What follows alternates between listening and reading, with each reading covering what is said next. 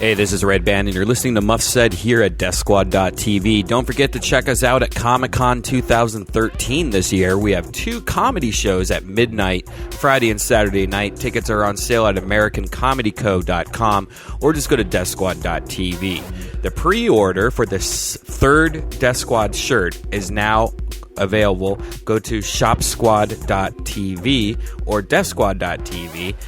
The new pre-order, you pre-order now. It's a first-come, first-ship basis, and they will start shipping at the end of July. So get your T-shirt and your place in line right now by going to ShopSquad.tv. And now here's a brand new episode of Muff Said.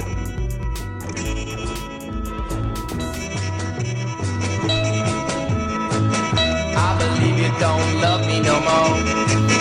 I believe you don't love me no more. Yeah, I believe you don't love me no more. Hey, this is Redban coming to you live from Death Squad Studios here in Pasadena, California for a brand new episode of Muff Said. Here's your host, Ryan Keely. What's up, everyone? We have a very special show today. We have a lot of stuff on the docket, and we have a very special guest. I want to welcome Mr. Jim Mahfood. Hooray! Hey. Hooray. So Jim and Nick actually have a history of working together. So Nick, why don't you tell everyone how and why Jim is so awesome? Well, primarily Jim is awesome because he's an awesome guy. And that involves many layers of awesome Jim. Jim and I have worked together. I've curated art shows that he's been in the past when I was still with I'm 8-Bit with John Gibson, who has previously been on the show as well.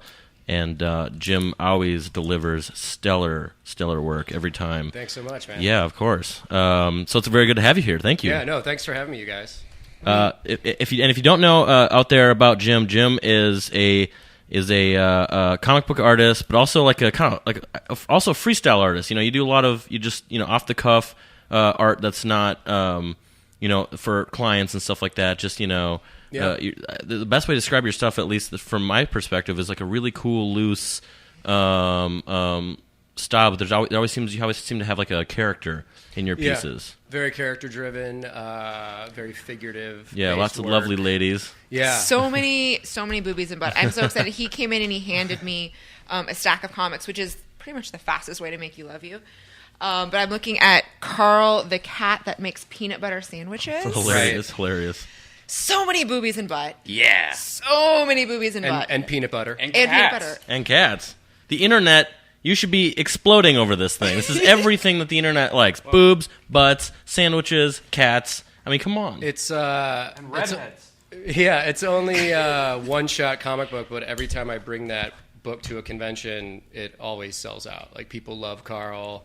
I need to do more with Carl, but it's funny because John Gibson and Derek published that book through Nerdcore. Yeah, the old publishing branch from I'm 8-Bit. So we did that book for New York Comic Con. I think it was like 2009 or 2010, and it was sort of like a bet where they were like, "We'll publish a book of yours, dude, if you can like do it in like 2 weeks," And there wasn't really much time. Challenge accepted. So I pitched them this idea. I was like, I'm going to do this book in 2 weeks about this cat that makes the greatest peanut butter sandwiches in the world. And they were like, "No, you're not. You're not doing that as a book." They thought I was just, bullshitting them. And then I turned in this book, and they were like, "Holy shit, you really did this totally fucked up book about this cat." And then they got it printed on the thickest, most expensive paper. That's what Gibson would do, of course. Which I was extremely stoked about. And then we took it to New York, and it was kind of a big hit of the convention. Even at 8-Bit, it was actually probably one of the most consistent sellers in the 8-Bit store, and it might still be. But when I was there, it would just pop up on the store thing. It's like people love the weirdness, man. Yeah. They really dig that stuff. And it's just a one-shot thing. It takes like 5 minutes to read. Yeah. So you're sort of in and out real quick. But it's fun to have. It's like that's something you want to kind of have around your house for when you have a party and people are flipping through it and just get a kick out of it, I think that one-shots are a really great way to make comic books accessible. Yeah. I didn't get deeply into comics for a long time because I don't know where to start with Spider-Man. Like, how many people have worked on Spider-Man? Like, a bajillion people. How many different storylines? How many different universes? There's all of these different things when it comes to comics. And things like one-shots. Well, even and now in the comic world is so weird. You can't necessarily pick up number one and it'll be the beginning. You know what I mean? That doesn't even mean it'll be the beginning of the story. And there's lots of different universes now within Marvel or whatever, where it's like it's the Ultimates or the what, I don't even really know anymore. I can't reference it, but it's like I still go to the shop once a week just to see what's going on, but it's kind of sometimes baffling when you look at the shelf because Where do you go for your comics? Usually Meltdown, since I live right up the street from there, I can walk there. And Golden Apple. Yep. And I like Secret Headquarters. Yes. In Silver Lake a lot. Secret Sunset Headquarters Junction. is my shop. Yeah, a good spot. Yeah, great for the lady shoppers. If they're ladies in Los Angeles that want a friendly place to shop for comics, Secret Headquarters will hook you up. Yeah, the two Daves. The two Daves, and they will not be snotty. And now they have a wonderful lady. Secret that works Headquarters feels more like a traditional bookstore. Like you go in there, it feels like an old bookstore, which is really cool. It's like lots of wood. It's very quiet and mellow. There's like old furniture in there. It's pretty cool. Yeah. I tell this story over and over and over again. I grew up mostly watching a lot of anime because we didn't have money for comic books, and I read what I could get my hands on, which was not a lot. And when I started making that sweet, sweet point of cash, instead of cocaine or handbags, I bought comic books. Wow. And I went into great. Secret Headquarters, and one of the Daves, I went in, I'm like, I want to read more comic books. I'm like, I don't know where to start. He's like, well, what books do you like reading? And I was like, oh, I like William Gibson. I like this guy. I like this guy. I like this guy. You know, I love Tom Robbins. And so he pulled out this huge stack of stuff. He's like, start here, come back, and tell me which of these that you liked. Right. Instead of being not like... What was in that stack? Do you remember? Preacher, yeah. Walking Dead, Crossed. What else was in there? There's a couple of... Oh, there was... what is his name? He does Jessica Farm, and I'm obsessed with his work. Jessica... I love this redhead. Cockbone. Yuki, Carl's girlfriend. Is it? Crazy nymphomaniac. Really? But the thing is Yuki and Carl really are legitimately, madly in love with each other. Like, it's sort of a cute... love story with death, destruction, and peanut butter. Is she based off anybody real? She's an amalgamation of crazy, funny girls that I've known through my life. So I kind of want to talk about that for a second. Okay. You kind of document your life in comic book form. Yeah. You have ink stains. Yeah, Los Angeles ink stains. And I gave you that, Ryan. So check that out if you can. at some point. I flipped through that. There's so many people I know in Yeah, this yeah, comic book, yeah. and people I've worked with. Like Yeah. it's crazy. So talk about why, because I've never actually seen. I think this is something a lot of friends wish their artist friends would do, and I've never actually seen an artist really go to the lengths and tell the stories that you've had in life through a full comic book like this. Talk about this a little bit. yeah, This project.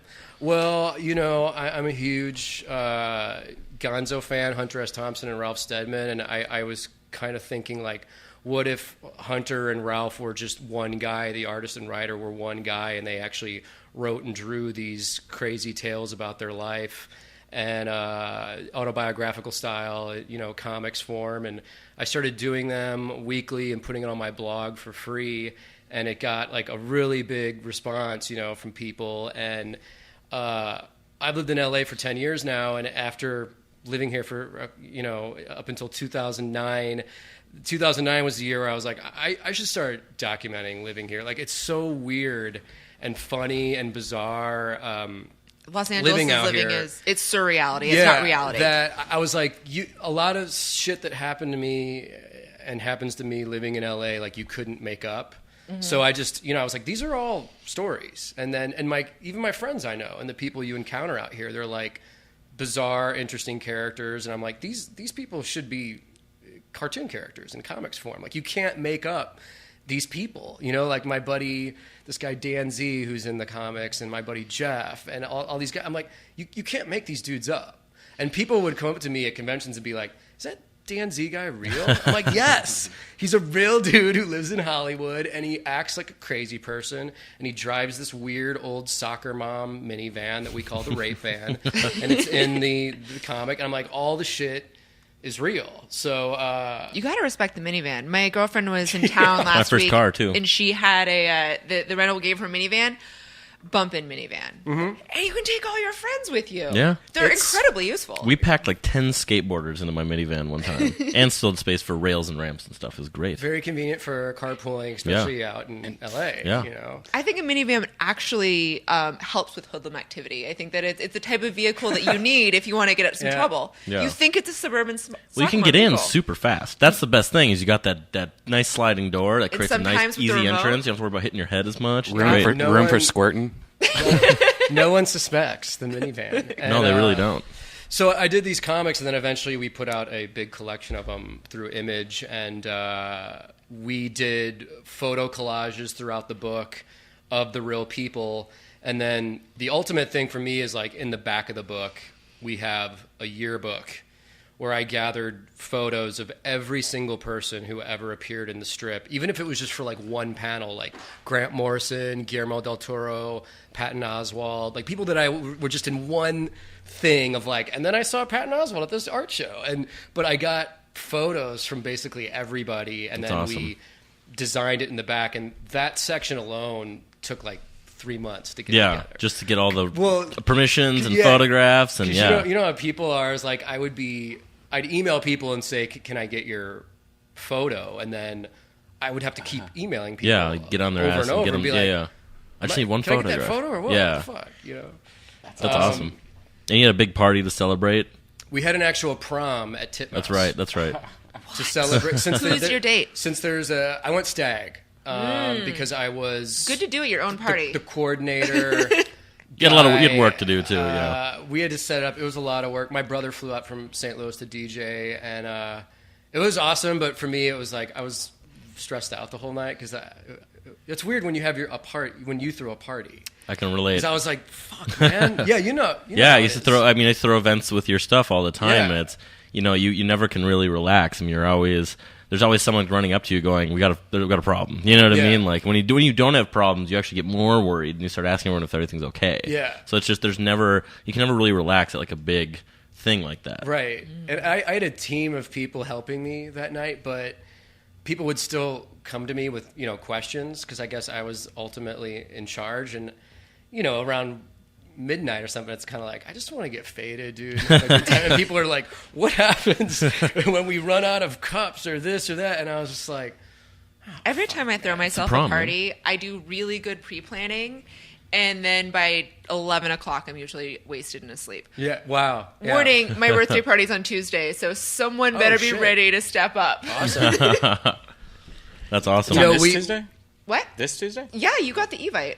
Oh, I did? Yeah, apparently you don't respond to things. I don't get email. I don't check emails. He doesn't. Well, I wanted to ask you a question because I didn't have a lot of comic books growing up, but as a young girl with a shaved head, goddamn did I have Tank Girl. Oh, wow, yeah. I am Yeah. a huge Tank Girl fan. I love Yeah. the movie. I used to rent it on VHS all the time. I mean, I literally had a shaved head. Wow. I used to run around in, like lingerie and combat boots growing up Do you in have Seattle. photos from that era? I have a couple. Most of them are destroyed. Actually, driving over here in the car, I was like, I should just shave my head again. I'm probably not going to. Perfect for 'cause- summer. Perfect for summer. It'd Yeah. be so breezy. What if you did it on Tuesday night during your birthday party celebration? Could you get wasted enough and be like, fuck it, I'm just going to do it? I could actually. I love bad ideas. Famous last words. But you took over, I think, one of the most iconic Riot Girl comic books. I think Tank Girls are probably also the most iconic indie comic books of all time, at least Yeah. for me. What was it like stepping into such a... I mean, it's such an iconic role. Yeah. And the original art is so specific. I know, and I was very nervous, and I'm the same as you. Like when I discovered Tanko in like '93, it absolutely blew my mind. I had never seen anything like it. As soon as I saw Jamie Hewlett's artwork for the first time, I was like, "This is exactly what I want to do." It's This everything is that's been in your brain, yeah. The tone of it was so subversive. It was just a huge fuck you to everybody, to authority, to culture, and I was like, and being a huge stoner at that time too, reading it, I was like, these guys are fucking stoned when they wrote this. And then I found out later that they were. And so that was my main thing, in the early 90s, and I started doing my own comics, and I did a book called The Girl Scouts that was like a blatant ripoff of Tank Girl.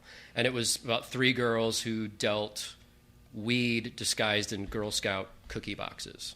But it was a blatant Tank Girl ripoff thing. So to go full circle like that, to actually be referencing Tank Girl, ripping off Tank Girl, and then to actually do the book later on in life, like I would have never expected that to happen in a million years, How did this come about? I became friends with Alan Martin on Facebook, and he's the co-creator Yeah. and writer. And I became friends with him, and I just sent him a message, and I was like, "Hey man, much respect to you, dude." That was it. And he hit me back and was like, dude, I love your art. Do you want to draw the next series? Oh, that's awesome. And I was like, are you joking? And I hit him back. I'm like, are you joking, man? And he's like, no. And I was like, does Jamie Hewlett approve of this? And he's like, yeah, you're on board. Like, do you want to do this? Jamie, how did you get Jamie Hewlett's approval? Well, Alan and him still talk, Yeah. you know, and even though Alan has sort of taken over the Tank Girl Brand. book thing, Yeah. I mean, Jamie still sees what's going on and stuff. So, I'm glad that they're both still involved, because it would be really heartbreaking that such a beautiful team, if there was any bad blood there. yeah. And if, it's... Tank Girl is definitely a beautiful, creative baby. Yeah. And he still has... Like, Is it still independently owned then? Yeah, the IP, the actual character, is still owned by MGM, but Alan and Jamie have all the publishing rights. Right. So they can still do books and That's prints awesome. and stuff like that. But it was awesome, too, because Alan, the way he writes Tank Girl is he just writes the scripts and he sends them to the artist and he says, just draw this however you want. Do whatever background jokes you want in the panels. Make Tank Girl look however you want. Like there's different stories, so she can have different hairstyles, different clothing. She always looks different. There was Yeah. even that one where she got really, really fat and then purged herself back to thinness. Yeah, I mean, she's always mixing it up. Just so rad. yeah. It was a dream gig for me, and I was- writing Carl, the cat that makes peanut butter sandwiches, prepare you for drawing a love story between a lady and a giant mutant kangaroo? It did in a way. Because Booga and Tank Girl legitimately really love each other, even though they're always talking shit to each other, and Tank Girl's always like kicking him in the nuts or whatever. It's sort of like they are It's a punk dynamic rock duo. love. Yeah. Yeah. So, the other thing I was nervous about was how like the hardcore British cult following of this was going to think about an American dude drawing the book, because I was the first American dude to draw the book. Not that it matters, but I was kind of like... But it's rooted in some Australia. pretty, It's British... There's still a lot of British, British like, punk rock, inside yeah, and just- jokes yeah. and stuff. Like, there was this whole thing about this British 70s TV show in the script and one of the stories, and I had to hit up Alan and be like, dude, I have no idea what this is. What you're talking and he was about. like, just Google this, and you'll understand it. Right. And I was like, okay, I get it, but... That's There's awesome. still, it's a British thing. Yeah. But it's cool, man. If you go through some of the older Tank Girls, a while back they came out with the 4 trays, probably about 15 years ago. And there's this really cute panels of Alan C. Martin and Jamie Hewlett arguing over whose turn it is to make the tea. Yeah. Yeah, and that was cute. that was the other thing, is I love that those guys put themselves in the book, and they made characters out of themselves, and I mean, to me, like, those guys were huge rock stars. I was like, there's photos of them in the book. Punk rock stars, And like, man. and there's photos of them like holding guns and shit like that. I had never really seen anything like that before, especially growing up on like American superhero comics and in the 80s. What got you into comics when you were a kid? I was a huge like cartoon fan, Yes. and so watching the cartoons and being I was a big Spider-Man fan because Spider-Man was on the Electric Company. I don't know if you guys remember Electric Yeah, that was Company? the best. So Spider-Man was my first thing and the first comics I collected, and then Batman, the 60s TV show, was still running in reruns, and I became a Batman fan. It's so good. And then for me, like... Have you heard that story about how Adam West delivered his lines so slowly, specifically so he could get more screen time? That's brilliant. I don't know if that's true or not, but that's an unconfirmed rumor that he developed that speaking style. That's amazing. I just thought he was slightly crazy. But... That makes sense though for the era where like personas and just like people had to be like a character. The actor themselves is also a character. Right. Now actors try to hide. I mean, they are characters now too, but they let them also try to hide. Back then it was like, what can you do to stay in the spotlight? Because they would churn through them so fast. Like you'd be Yeah. in 2 movies and you were done back then. That's true. That's crazy. Yeah, he crafted a personality for himself, for sure. Oh, wow. Isn't that Electric Company. ridiculous? What is this? This is the old Electric Company when Spider-Man used to be on it. This is the reason why I like Spider-Man also. Because Yeah. as a child, you just kind of got thrown this character out of nowhere that was amazing. You know, yeah, it was, and he didn't talk either. Yeah, it was really weird. And his In a way that makes characters better because you can project everything on. What? yeah. I have never seen this. Some big furry monster just It was came on, in here and PBS, sat on my like Sesame double Street. scoop fudge ripple ice cream cone. The idea behind it was supposed to be like a funky, like relatable, like time era version of that. Yeah, I mean, really, I think it's very funky. really bizarre though.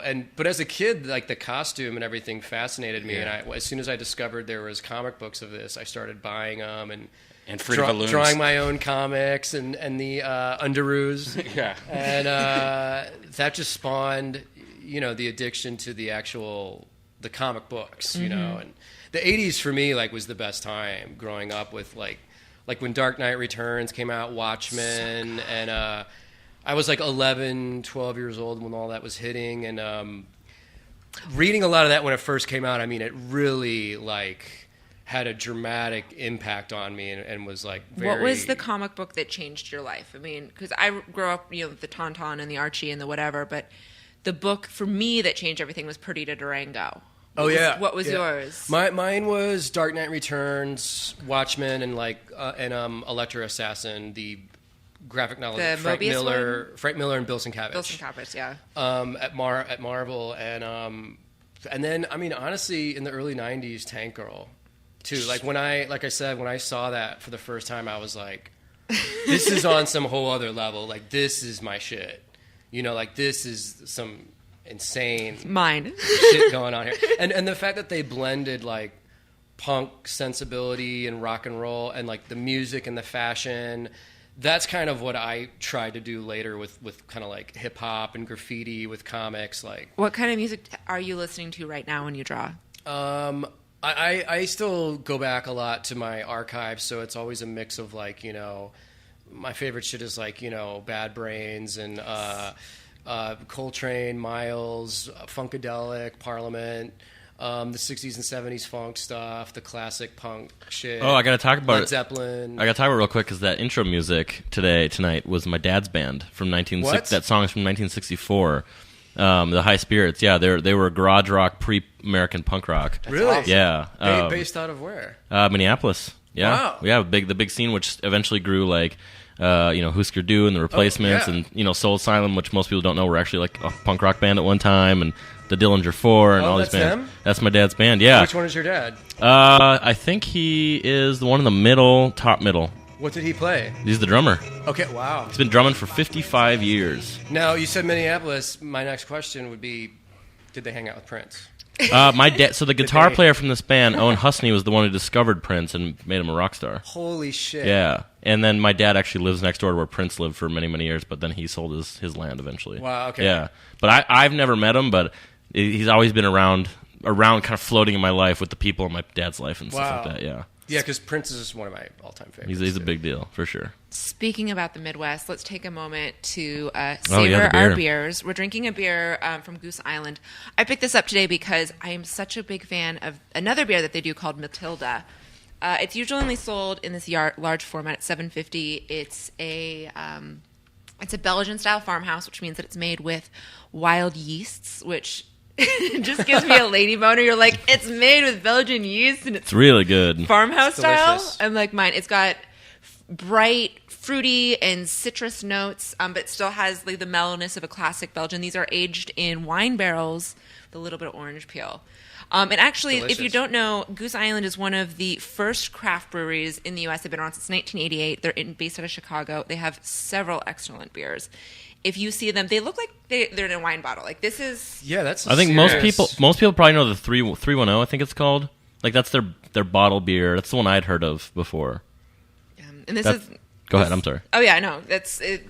I actually never had the 310. I just drink their Matilda so much. The old schools, the classics, the vintage beers. vintage. It's good. It's deceiving that it's basically in a wine bottle. It is. It is, yeah, with a Yes. wine label, and It's really good. Yeah. It's that good of a beer, and it's the large format's $9.99, which is pricey, but It's no Colt 45 though. it's no Colt. No Colt 45. No Colt 45. How would you describe the flavor of this? It's fruity and it doesn't have any. It's not a dry or anything. It's But it's not fruity in like an off-putting way. It still tastes like beer. no. Yeah. It definitely tastes like beer. Yeah. This- Yeah, but it doesn't have that like I don't know, that IPA taste, whatever that. Yeah, you the know what I bitter, mean? the That- bitterness. I don't taste. I'm sure there's hops in it as it's a beer, but I actually get no hop flavor from this. I mean, maybe a little bit on the back palate, but for those people that complain that craft brews are too hop forward, the Goose Island beers might be a good place to start because that is not part of their general flavor profile. It's really smooth. There's no like thick aftertaste kind of, that you get with some brews. And I think the percentage is fairly high on this. I think this might be a 7%er. Well, it's 80% Belgian style ale blended with a 20% Belgian style ale. That's hilarious. What is this? I don't know. It's got alcohol. It's 6.5% alcohol by volume. What do you guys want to rate this? I give this a 5. Man, I'm torn between a 4 and a 5. We do 4 out of 5, or I'm sorry, 5 out of 5 ranking system here on the beer, and a 1 would be like a Pabst or a Natty Light or something like that, and a 5 would be just awesome. You just drink as much as you could. 4.5. We don't do the points. Yeah. We Oh, decided not to do the points. 4. It's all right. 4. Yeah, I think I'm gonna go 4 too. It's really good, but I'm not gonna give it a 5. It's really good. Okay. You But it's guys definitely think a 4. this is better than our Lost Coast Brewery actually is in Sierra Nevada, our current 5s. Oh yeah, I mean Las Coast is awesome. They're amazing. All right. Interesting. I'm going to go 4. All right. 4 it is for the Sophie from Goose Island. Go out and buy it. I think they just got broader distribution, so it'll be easier to find. And I wanted to switch gears a little bit. Do we want to talk about Zappy Toys or Archaea? Or video games? Well, Jim Mahfood here has some insight into Archaea. That's true. Because he's a comic book professional, So, whereas I am not. Right. earlier this week, I guess it was announced that Boom and Archaea were merging, or Boom was buying out Archaea. What do you have to think about that? I think it's cool. I mean, I've worked for both. I'm currently freelancing for Archaea right now, and they're all really good, solid guys. And Boom is awesome too. Like I've freelanced for them as well, and I like everybody who works there. I think they're putting out good stuff. And I mean, I don't really know the nature of the business transaction or whatever, but I would rather see that happen than Archaea, go out of business or whatever. Or be bought out by DC or Marvel. Sure. So I really like Archaea. I went over there earlier this week. Mel's a friend of mine. Oh, cool. Yeah, Mel. Mel Callow. Yeah. Mel's Barbecue is the hottest nerd event in Los Angeles. Yeah. Maybe also on the West Coast. It's known as the new San Diego Comic-Con. So I went over there and I was like, okay, give me some books. Give me some books that define the brand and tell me how you define Archaea. And what he said is that Archaea books are not about superheroes. Unofficially, that's how they do. They do not do superhero comics. They do really good stories and they print them beautifully. Yeah. Their most famous is probably Mouse Guard, which is an amazing book. And he gave me 4 books a week ago. I've already read 3 of them. Oh, nice. I was burning through them. As soon as I opened one, I literally did not move until I finished the book.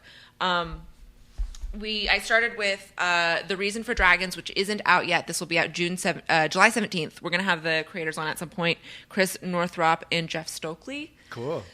It's about it's a coming of age story about a high school student and his relationship with his stepfather. It's this really beautiful father-son story in a fantasy world where there's dragons. Sweet.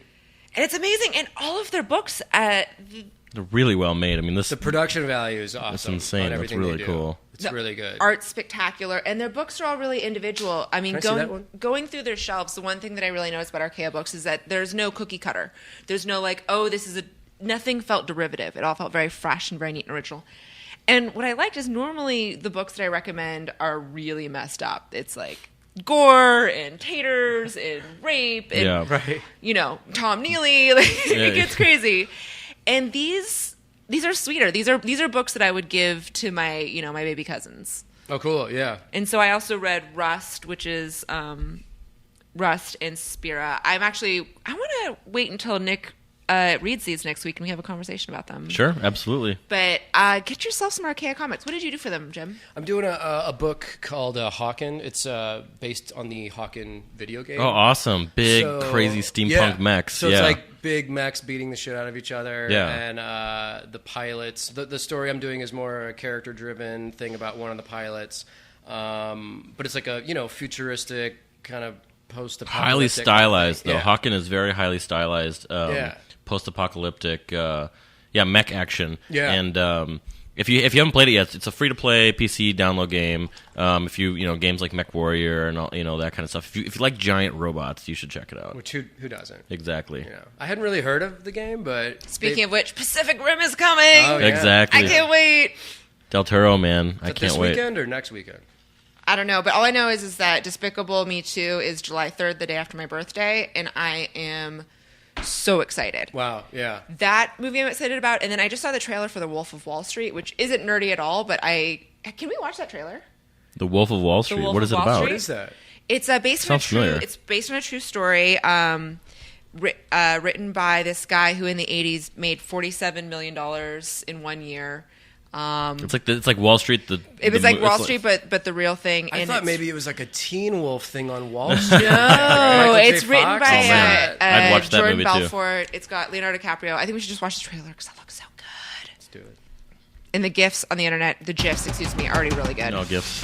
GIFs. No, that guy doesn't get to My decide. The name internet is Jordan decides. Belfort. The year I turned 26, I made $49 million, which really pissed me off because it was 3 shy of $1 million a week. We're making a name for ourselves. Nobody knows if the stock is going to go up, down, sideways, or in circles. You know what a fugazi is? Oh, Fugazi, it's fake. Hey, fugazi, fugazi, it's a wazi, it's a woozy, it's a fairy dust. Was all this legal? Absolutely not. We were making more money than we knew what to do with. We don't work for you, man. You have my money taped to your boobs. Technically, you do work for me. What's wrong, Daddy? Oh my God. FBI. Any kind of booze you might want? No, the Bureau forbids us from drinking. Duh.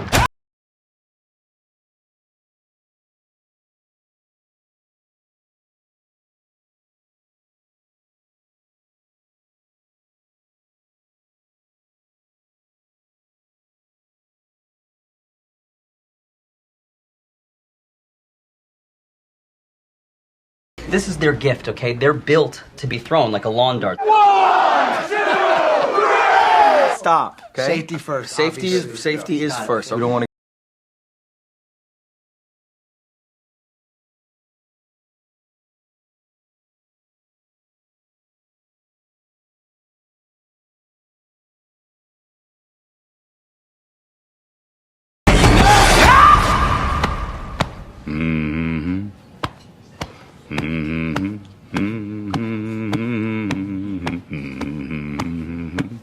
Come on.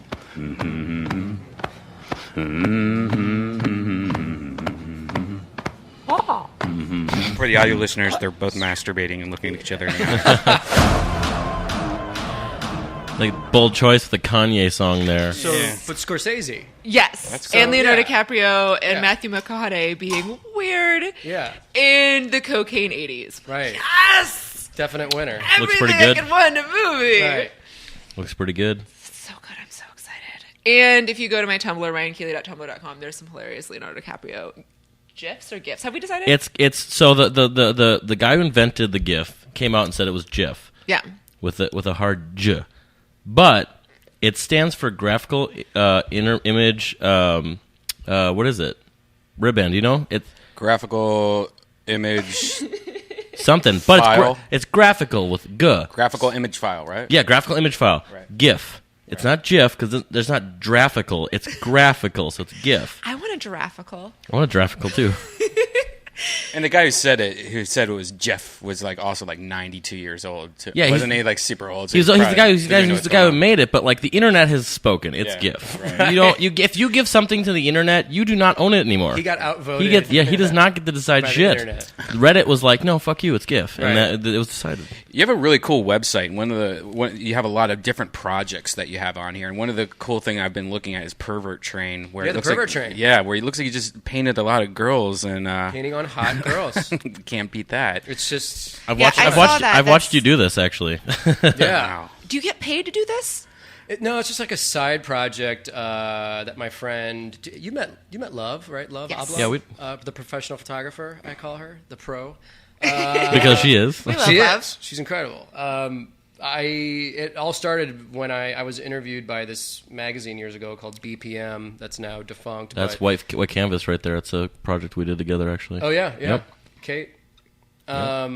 But they wanted a photo of me or whatever, and I was like, I'm going to do something way more exciting than just a boring photo of me. So we painted a girl and had her like posing with me, like she's like living canvas. And it just kind of spawned from there. And recently, this might be off topic, but the thing that you did with Cher Bear, Cherie Roberts over at I Heart Girls and Shea Maria, that blew up. Yeah. So he did Jim Mahfood did a project with Cherie Roberts, who's one of the most famous, I think, nerd pinup photographers, is how I would describe what she does. And Shea Maria, who's internet famous. Yeah. And her in R2D2 swimsuit. Yeah, we did a Star Wars collage thing with her. I need to see this immediately. iHeartGirls.com is Sherry's It used to be site. IGN's Babeology, but then IGN needed to clean up their act and now kind of... Oh, is that what happened? I'm sure Fox made them do it when they used to be. They might still be owned by Fox, but they were at least at that time owned by Fox, and Fox was like putting the hammer down. There was a changeover at IGN a couple years ago that killed a few projects I was working on. They had to pull all the sexy stuff off of IGN, and then Cherie, who'd been doing their Babeology section for forever, which is amazing. She started her own website, which is I Heart Girls, which is still nerdy, sexy pinup girls. And Shay, we just did the cover of my new art book that's coming out in August, and we did another thing where it's Shay posing, and I did all my art around her, and Sherry shot it. I actually sent you a JPEG of it today through email. I don't know if you got it, but we should have advanced copies of the art book at Comic-Con. IDW's publishing it. It's like my first hardcover coffee table art book. Wow. Oh, awesome. 256 pages. It spans like the last 5 years of my career. So it's like comics, illustration, album covers, paintings, the painted girls, there's tits and ass. It's like there's everything, there's another project I actually want to talk about that you were involved with. It was another 8-bit project, but MTV.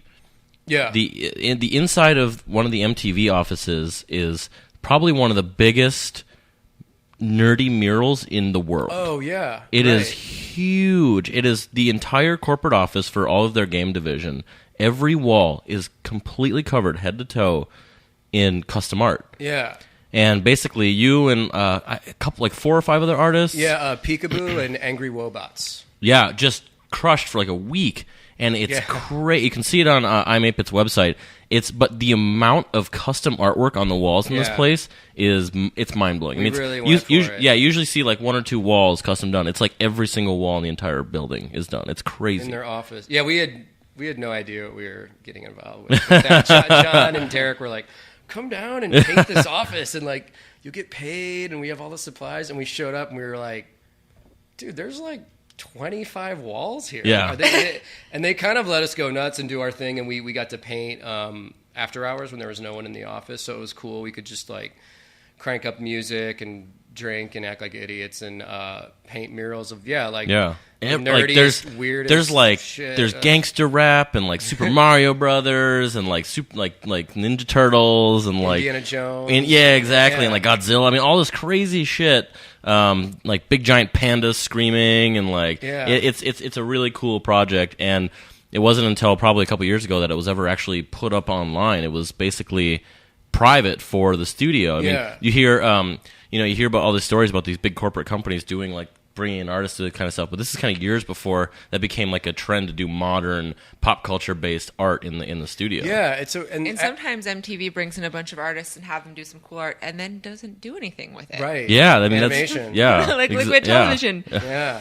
Bring it back, guys. Come on, bring it back. MTV is terrible. Us old people want to love it again too. The relaunch of Liquid Television, it seemed like it was probably too good to be true, and then it turned out that it was too good to be true. It's not going to happen. But the cool thing about that deal is we own the IP on our concept that we did. So now that our contract is done with them, like we get it all back. We own it. We can shop it around to other people. Okay, that's wonderful. You totally distracted me. That is not our Sorry. That is not our hard art. We have another like 20 minutes, okay? Oh, I thought it was 9. Is it 9? No. Yeah, see? Oh, I was wrong. No, it's 9:30. I apologize for interrupting. Yeah, you just ruined the flow. Speaking as I usually do. Awkward transitions. What? She just picks this crazy giant science toy up. Give me your forearm. Oh, Jesus Christ. Give me your forearm. No, the underside. Oh, my God. Oh, motherfucker! How is that good? How is that good? Okay, you can do it one more time. Okay, why don't you do it to me and we'll see. Oh, I guess it's on the highest end. Do it on her nipples. So, on this show, we normally talk about nerdy things, but the first thing that I was nerdy about was sex. Because this is some kind of crazy fucking power tool. This has just turned into the most awesome show ever.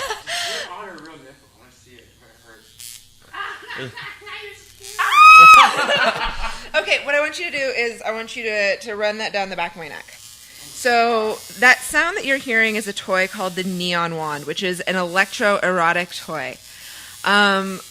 Electrostimulation is one of the oldest forms of sex toy that's been invented, and it's basically like giving yourself a little shock. Except that it's continuous. It's like getting a shock from a doorknob. But it's if you can watch the video, you can see that this is more than a doorknob shock. Shooting electricity shocks to my skin. This is a lot of science happening right now. This is an amazing toy. So just hold out your finger. Have you tried to quick. put it Just inside you, like your butt or your vagina or anything? It doesn't work if you put it inside your, because it would ground too many places. Because the thing is, for it to work, it needs to jump from, because it's electricity, it needs to jump from your fingertips. It needs to have space to jump through the air to feel anything. So if I just touch it flat down, nothing happens. It grounds out. What if you had your butthole was like open like a fish gulping for water and you just put it right in the middle of it? My butthole doesn't work that way. Good. So this is a toy. These are made for my friends over at, where's my box? Made for my friends over at Kink Lab, which is a division of Stockroom.com. For years, if you wanted electrostimulation, your only option was either a Roomba or I keep thinking you say Roomba. Yeah, it's a Roomba or a Violet Wand. The Violet Wands are $600. So if you wanted to find out whether or not you enjoyed electrostim, it was $600. This looks like a dental tool. It does. It can also be used as a weapon, possibly? I don't think it's strong enough because you can annoy the shit out of somebody with it for sure. Annoying weapon. Well, it's called the Neon Wand, and what it does is that it comes with a bunch of attachments. I love this sensation. Like, motherfucker! If you run it, let me turn it down. Yeah, why would you like this? I like getting mildly electrocuted. No, not at all. Not really. No. See, this is Jim. Give me your inside. Yeah, it's not too bad. Now bend over so I can do the back of your neck. No, just like put your bend neck over the table. so I can do the back of your neck.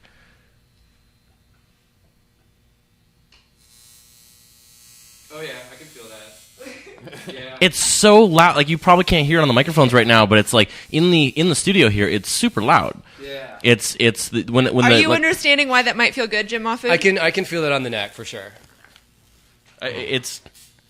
That's totally different. Oh my god, that's like getting a tattoo probably. No, really? Not really. No. I don't have any tattoos. I don't know what I'm talking about. Tattoos are like on the ear. Oh man, right behind the ear hole because that would simulate a butthole gaping. No. Yeah, do it on Nick's ear. No, I'm not gonna do my ear hole. He doesn't like it. I like it. All right, do it on Ryan's ear then, right in the ear hole. This is a bad idea. Yeah, see? Do it again. Wow. It's effective. Is it on the highest setting? See? No, sorry. It No, might be don't good. do the high It might be good on the butthole. It's gonna zap Do into it your across brain. my brow line, and it's pausing on my third eye. Oh wow, You're moving too much.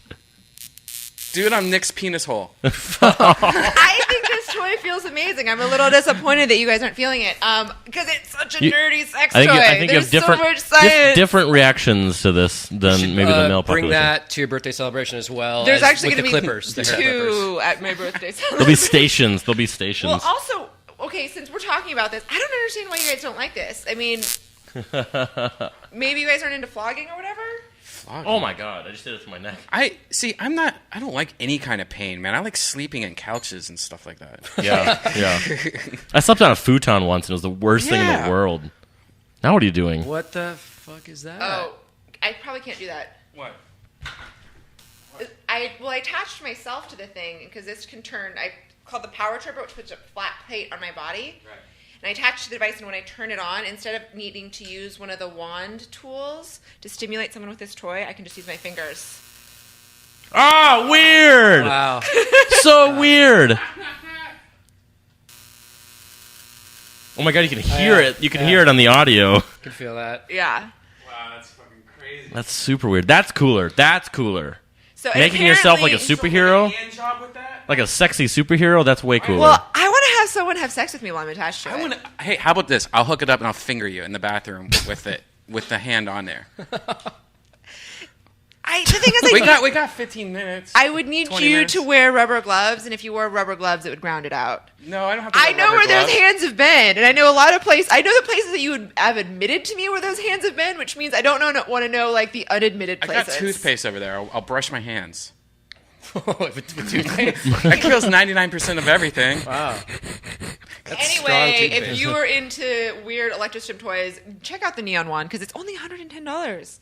That's interesting. This show has everything. Well, I never talk. Like, I am a legitimate sex expert, and I never talk about it on the show. Like, Well, you need I to. was an adult film critic for years. I consulted UCLA. I have a You have a column, yeah. that has been running for 2 years in Penthouse Forum, where I take sex and dating advice columns. I founded and sold a seminar company. Like, I am a goddamn sex nerd. That's the shit. It is the shit. Have you ever thought about doing a comic book adaptation of that? Like all your knowledge or the column from Penthouse in I actually have. illustrated form? I want to or- do a book, and I want to call it Putting Stuff Places. Because most people are really, Putting stuff places. well, that's what you're doing if you're making fun time. PSP. Right. You're That's putting true. stuff places. And actually, I would love to do an animated sex book or a comic book sex version of what I did. Because my favorite sex book out there is The Guide to Getting It On by the Goofy Foot Press. And they'd use wonderful illustrations in that Oh, wow. book. Yeah, all of the best sex books use illustrations. And so combining my love of, comic books and dirty sex tips. And get all your friends that draw to do yes, it. and dirty stories. Yeah. Dave Johnson. Dan Panosian. Jeff Johnson. That's right. The wonderful Megan Hutchinson. Megan, Who has for a sure. book coming out from Archaea coming this Halloween. Oh, yeah. Yeah. Do you know This Chase stuff's looking Conley? great. Do you know Chase Conley at all? Who's that? I know that name. He worked on Black Dynamite. And Yes, I do know No. Chase. He's awesome. awesome. I St. love Chase. Chase. We Yes. love him Yeah, so he was much. a great guest too. Yeah. Yeah, he's the man. I can't believe you guys don't like the electric erotic wand. It's too erratically focused. That's just a weird way to describe it, but I'm gonna try. Electricity is used to kill people. It's used. I mean, I don't. I'd rather understand, charge my like- phone. You see it in like a negative. Yeah, Is that going I on my see it in a hair? negative Yeah. way. No. It's. Oh, that you can barely. I feel mean, I that. know this girl. That's not bad. This girl that I know, she had butt plugs that had plugs in the back That's just of it, where warm. you would like hook up to electricity. Oh, so you that's put getting the in butt the plug thing. in you, and then electrocute your asshole. And it came with vibrators. It came with like these spiky. Is that a spiky thing? This isn't a spiky. This is the comb. hair comb. Yeah, there's See- like spiky ones that like. Oh, that you yeah. roll on Wow. your back. That looks like a giant electric toothbrush now. I'm not going to Dude, Don't put it in your mouth. Put it Don't near put it in your my. mouth. Yeah. Though it is fun to put it on your tongue. No. No. No. I can't believe you guys. This is my one of my favorite sex inventions of all time. It's like this, the Hitachi magic wand. Well, Hitachi Magic Wand's nice. It is wonderful. But as far as sex invention goes, I think that this is reasonably priced, totally awesome, fun, and kinky. Though, sex tip for you guys out there, if you guys happen to have focus pads for punching laying around, they turn a spanking into a sharp, stingy pain into a rough, thuddy pain. Thud. Good to know. It is good to know. I had an experience, and it was wonderful. That's the loudest one yet. That's just on my tongue. Yeah, that's the loudest one yet. I can see the electricity going on your tongue. Yeah. Is that? So, oh my god, It's like weird science. that's super weird looking from here. I was about to segue, but I'm just not going to do it. I don't know how you can top this. I was going to try to talk about video games, but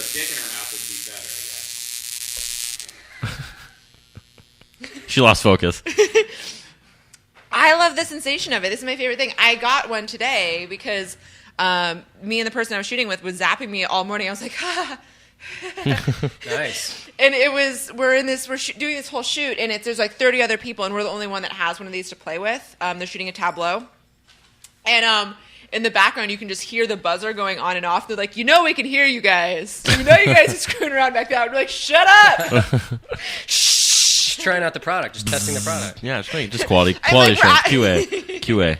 Yeah.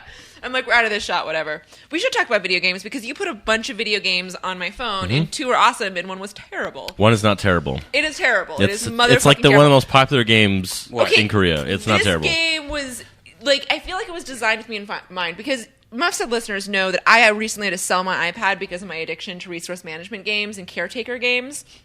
Because I have, like, You just dragons get that rid of needed the to be whole fed. iPod? I sold the whole thing. The whole iPad. Why? I was spending about 5 hours. I would gaming on it a actually day. try to hang out with her, and she'd be, hang on, I gotta check my farm, and then like 20 minutes later, she's like, all right, we can do something now. So it was a serious addiction. It was a serious addiction. And so, based on my preference in video games, Nick Ahrens, the sexiest man in video game development, decided... Oh, you. She asked for new games, and I was like, all right. So he I'll put hook you new up with games the on my latest and phone. greatest. So I put Zookeeper on my phone, which was terrible. It's an awesome game. The animals don't even move when you take care of them. You go, you don't feed take. them, That's not the goal of the pick up their game. poop, and that's it. It's stupid. That is not at all the goal of the game. Zookeeper is actually not about keeping a zoo. It's a match 3 game where you battle random people online. Right. And if you do good, your score goes up. If you do bad, your score goes down. It's that simple. It has nothing to do with keep. I think you were drunk when you tried to play. It has nothing to do with There's poo. no poop. No, there's no poop at all. There is absolutely poop No, in there's this no poop. game. I will show you right now on my phone. Go play Zookeeper and go look at one of my things. And you have to feed them, and then you're going to poop, and then you have to pick up Oh, poop. you have the wrong Zookeeper. That's why. Oh wow. No. Okay. Somebody totally the wrong lied game. to me. No. Talk about talked about Kingdom Rush Frontiers. Now Kingdom Rush Frontiers, I'm now playing 2 hours a day. Yeah, it's a tower defense game. Yep. It's You talked about it. magical. You're better at describing video games. Yeah, than I am. so Kingdom Rush Frontiers is like it's like a 1.5 version of Kingdom Rush, which is tower defense if you like field runners and that kind of stuff. All those addictive, great little games. So addictive, and I'll show someone this game on my phone, and I won't get my phone back for 25 minutes, just like showing them how to play the game. It's the same way. I've been addicted to games my whole life. Like I'll play a game and I just can't stop playing it. Starting out, with Atari and NES, like games like POW on NES. I played that shit out of that game, or like, even there's a game called God, I can't think. It's a Sega Genesis game I played the shit out of. So I get addicted to these games, but then I discovered tower defense games and they were fun. Like I would play the original ones, like Warcraft mods on the PC, but then they started making tower defense games for mobile, and they made these like hooks that like just really made you want to play. Like they got really good at designing the hooks, and I started playing Field Runners, one of the early tower defense games. I was so addicted to this game that when I would set up a run where you basically set up your towers and a bunch of bad guys will run past them and you just try and kill them. It's a really simple concept. I was so addicted to this game that I would set up the run and then set my phone down on the seat and drive and go driving home from work. And as soon as the run was over, I'd pull over and set up the run and let it run and I'd race to get home. It got to the point where I'd have to pee, and I'd set up the run and pee real quick, and then come flying back to make sure that nothing had happened. Like, it was that bad. Right. This is why it's nice to sit down and pee as a lady. Yeah, little gaming time. By the way, the smartphone changed your bathroom experience. Before, you used to just sit in the bathroom and look forward. Right. And now you look down. You look down at your phone every time. I always look down because I always have reading material. But I have my phone now. I can play video games when I Besides the sit phone, down. you actually read in the bathroom? You read magazines? Actually, at my or old comics, place, or... I did not move. I installed a magazine rack next to the toilet paper holder. Yeah. I like that. And I actually didn't uninstall it from my old place. I'm kicking myself because you I don't have should've. a good place to, because I keep like comic books in there. Yeah. A couple penthouses. Yeah. Variety for the folk that come over. Yeah, that's good. I like that option. Because it's also stuff that I'll read in the bathroom. That helps. too. Honestly, that's a good move for someone because like when you go to someone else's house and you have to use the bathroom, it's always a little awkward, especially if you got to go number 2. Then it gets extra awkward. Totally so awkward. you might as well have a magazine, have a book, have something interesting to let them settle down and not think about it. No brown thumbprints. Make them comfortable. Yeah, that's key. That's key. And a I candle. pride myself with, in with having candles candle and with matches. Gotta do it. Yeah. Exactly. Yeah. Even just matches. Even you don't have a Or a candle. Febreze can. Right. That's fine. The I can don't Febreze. like the Febreze can because then it just smells like poop and chemicals. Oh, yeah. You're supposed to spray it right in the toilet. That's That fixes it. Now I know. Thank you for enlightening me, Nick. So the other game I want to talk about real quick is called Dots, and it's another so game. Good. Basically, Dots it's is like, the most simplistic game you'll ever see in your. Yeah, okay. I'm sorry. Talk about Dots. Basically, it's if you like Bejeweled or Candy Crush, you'll love it because it's the same damn thing. Basically, but with a timer. It's more clean than those games. It's a lot cleaner, lighter, more stylish. From a design even more standpoint. Yeah, of course. That's important. I mean, if you have a bunch of cloned games out there, you got to get the cool one. Dots. Get Dots. I think it's like $1 or something like that. Yeah, it's very or free. reasonable. It might have been free actually. No, it is free because they've got ads and it's annoying. Oh yeah. But I love it. I absolutely love it. Basically, it's Bejeweled Blitz but prettier. And the Zookeeper, everyone check it out. It's not the Zookeeper where you manage a stupid zoo. It's actually a match 3 game where you battle people online. It's very cute and funny. It's not the poo-related Zookeeper. There's no poo in this game at all. Yeah. But you can be a crocodile. Exactly. Badass. Exactly. That's badass. Ooh, that's really exciting. I like that. That's super exciting. Do we have anything else to talk about? I don't know. That might be it. That might be it. We're coming up to the end here. We are coming up to the end. Covered basically every base. You could, comics, sex toys, video games, bathroom, first base, second base, etiquette, third base, matches. 5th base. What's fifth? Is that butt sex? Yes, 5th base. 5th base is butt sex? Wow. You've never heard that term? That's 5th base. I have been making inappropriate butt sex jokes all week. Yeah. All week. Butt stuff. I'm like, it's funnier when it's butt stuff. To just random people or people you know? I worked in the adult industry for 10 years, and I am now 6 months retired. Something about that, 6, 7. It's longer than that.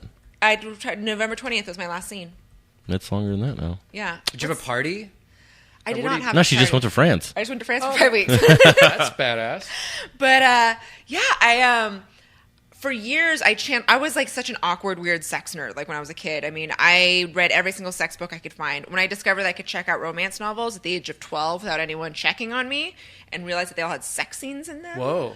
I'd read 140 of them to try to find one that used an appropriate word for penis, or something that I found appropriate. Because there's always stuff like the knob of his manhood. She gave me some really weird ideas about sex. Between that and the hentai, until I started having real sex, I had some strange concepts. The knob. The knob. Are you only child? Do you have siblings? No, I'm a middle child. None of your older... Do you have older sisters? I have an older sister, yeah. They didn't tell you everything? Well, her friends would come over and babysit us, but all that just meant that... Because they were a bunch of, like, punk rock kids, that the like, Barbie would go out to, like... They would dress my Ken in, like, a dress and send him out to the corner to make beer money. And right. It was a really confusing time. Right. It was those damn Tank Girl comics. They ruined your punk rock illusion of like, wait, well, I moved to Hollywood, and that's like what's all around titmouse is transsexuals selling themselves. So it kind of prepared me for the real world. That is true. All the donut shop. Wow. Donut, quote unquote, donut shops. Yeah. How do those donut shops stay open? I don't know. They're a front for something. They're definitely 50 donuts for $1. You're like, what? How the fuck do you even do any business at all here? Definitely, because I've gone into those drunk late at night just for a donut. Cash only. Like, the people working there are shocked when and they're mad, like when you have to order something. No, they're like, "What the fuck are you doing here?" I'm like, "You're a donut spot. I want a donut." Yeah, donuts are awesome, dude. Yeah. And they give it to me quickly, take the money, and then you can tell there's like some shit going on in the back. For sure. That's for a sure. very LA thing. I've never encountered that in any of the other cities. Yeah, in Minneapolis, there's no such thing as a donut shop. You had bakeries. Right. You know, it's weird. Right. I got here. Yellow sign just says donuts. You go inside, cash only, and they have donuts and like these really terrible, terrible sandwiches. I'm like, what kind of place is this? And they're everywhere. They're like on every street corner here. It's ridiculous. It's a phenomenon. I don't know. I see another comic book in your future about the truth behind donut shops. Yes. The donut book. We'll get to the bottom of it. Maybe Carl will like infiltrate the donut racket and hit the peanut butter sandwiches versus the donut kind of thing. And then Dunkin' Donuts will try and buy it and it'll be peanut butter sandwich with donut buns. Dude, have you guys seen the Dunkin' Donut sandwich? It's a breakfast sandwich that uses 2 donuts. Oh yeah, it's legendary. People are actually grilling Krispy Kreme donuts like barbecues where they take I've heard about Kremes this, and then you put like a hamburger in it. I've heard about this. Yeah, you grilled donuts. Yeah, it's crazy. Yeah, how much cholesterol do people want? Thousands I know like bacon is like this hot new trend right now. It's awesome. It's bacon delicious. has been a hot new trend for 10 years. But it's like for like 1,000 years. How much death do you want? Well, it's like McGriddle started it, I think. It's just like that's so fucking good though. If you're hungover, you have a McGriddle. Yeah. It's the French toast buns, right? Yeah. Yeah. It's syrup inside the fucking bun. All right. Instant hangover. Jim Mahfood, what are you working on? What do you want to promote before we go? Just the new art book is Go called... to San Diego Comic-Con. If they can't buy it, if they're not lucky enough to go to Comic-Con, where can they go and buy your shit? They can get it at any comic shop. It's through IDW, and it will be on my site, which is just jimmahfood.com, and all my other stuff links through there. The Instagram, Facebook, Twitter is all through my site, and most of my handles are like at just Jim Mahfood. What a great idea, these credit card covers, man. That's such a great idea. And a friend of mine's company in New York where you just go to their site and you can pick out a custom credit card cover and put it on your card. I want one of these because my first credit card was a Capital One credit card, and I still have the same $500 limit that they gave me when I was 18. And when I was 18, tribal was a new thing, so I have the tribal design on there. Nice. And they will not send me a new card without the tribal design. I'm like, God damn it! What's the damn tribal design? Like 11 years later. Let me get a cute beagle on there or something.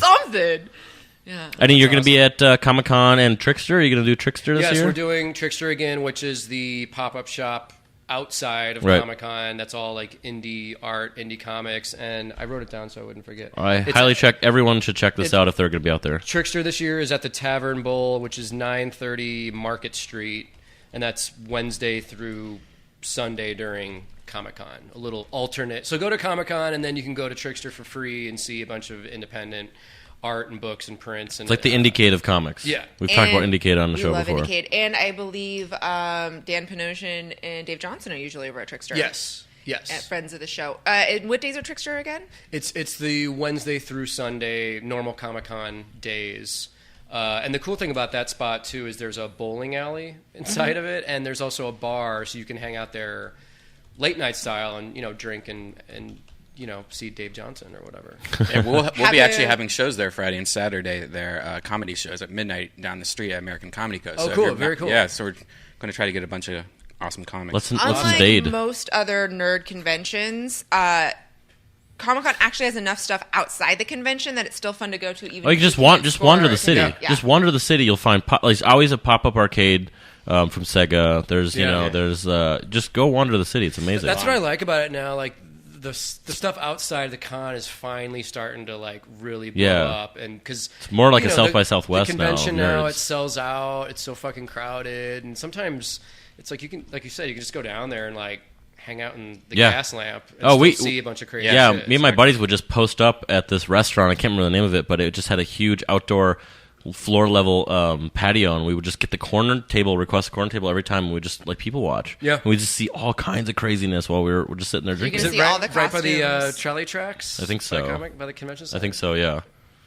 Oh yeah, I love your website. Your website has so many cool things to look at. I've been just like looking at it the whole time there. So yeah, definitely check out his website. And that's Thank you, Jim. It's JIMMAHFOOD.com. Yeah, I will say thank you to Rostin Meyer, my buddy in Miami, who designed the website too, because he put in a lot of work, and it's great. Slick. Yeah, it's good to see, because a lot of artists, they make it once and they never update it again. That's what I did, and then I met this dude when I was down in Miami for Art Basel, and he just sort of came up to me and was like, "Dude, your art's awesome. Like, why the fuck do you not have a sweet site, a good website?" He's like, "I will design this shit for you," and the whole thing, and I was like, "Who's this crazy dude?" And then we started working together, and it's awesome. Nice, cool. Ryan Keely at Ryan. You almost gave away like an email address or something there. I totally got distracted. It is Ryan Keely on the Twitter. That's RyanKeely.